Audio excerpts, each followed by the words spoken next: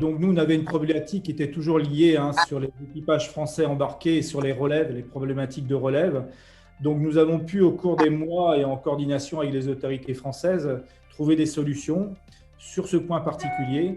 Bon, on va dire que la France a plutôt bien réagi. Il reste à ce niveau, malgré tout, des mauvais élèves, on va dire, au niveau des employeurs, qui ont peut-être, surtout sur le système de relève, profité un peu de, de cette problématique pour faire durer un peu les embarquements. Donc c'est un sujet.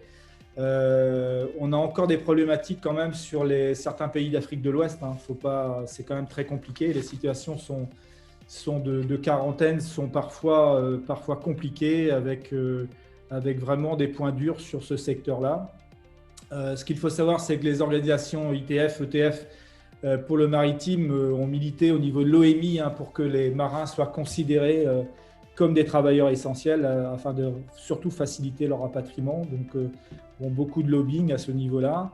Que peut-on dire autrement? Certains secteurs plus que d'autres ont souffert de la crise.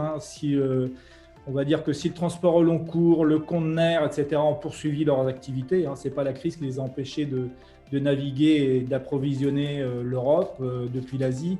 Le secteur des transports qui est vraiment impacté, c'est plus l'activité, on va dire, ferry, et plus particulièrement le transmanche, avec les compagnies qui sont dans l'actualité, c'est-à-dire Brittany Ferries, DFDS, etc. Donc voilà à peu près le tour un peu du champ, et on va dire que sur le deuxième confinement, c'est une prolongation des problématiques qu'on a trouvées au premier confinement, mais avec des améliorations, on va dire.